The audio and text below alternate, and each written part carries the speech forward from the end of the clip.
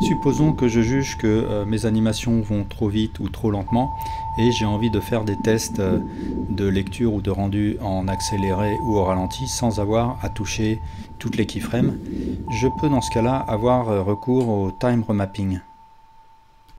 Donc le time remapping, il est disponible dans le panneau Properties sous Output. Et là, sous Dimension, j'ai le panneau time remapping. Alors ce que je vois, c'est deux valeurs. Et en fait, les deux valeurs, elles ne correspondent pas à des frames, elles sont là pour rentrer un ratio.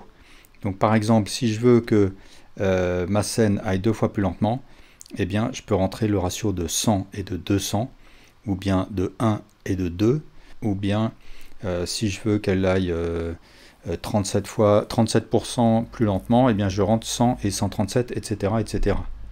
Donc là, ma scène, elle fait... mon animation fait 50 frames et je veux qu'elle soit ralentie, qu'elle aille 3 fois moins vite, donc je peux rentrer le ratio de 1 à 3. Alors ce qui se passe si je lance la lecture ou un rendu, c'est que je vois que dans la timeline, le curseur bleu et la barre bleue se désynchronisent. Et ça, c'est parce que en fait, la barre bleue va indiquer à quel moment de la lecture des événements, des keyframes il en est, et le curseur bleu va indiquer à quel frame ça va renvoyer dans le rendu final. Donc là, pour lire la totalité des événements, des actions, il faudra aller jusqu'à l'image 150, logiquement, puisqu'il faudra 3 fois plus d'images.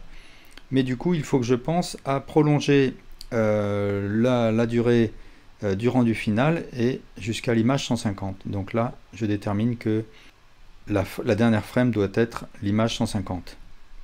Voilà, et inversement, si jamais je fais une accélération, donc là par exemple je choisis les ratios de 2 et de 1, donc là l'animation va aller 2 fois plus vite, et eh bien quand j'arriverai à la frame 25 du rendu final, il aura lu la totalité des événements, puisque la barre bleue sera arrivée, elle, à la frame 50, et du coup je peux stopper ma timeline à l'image 25.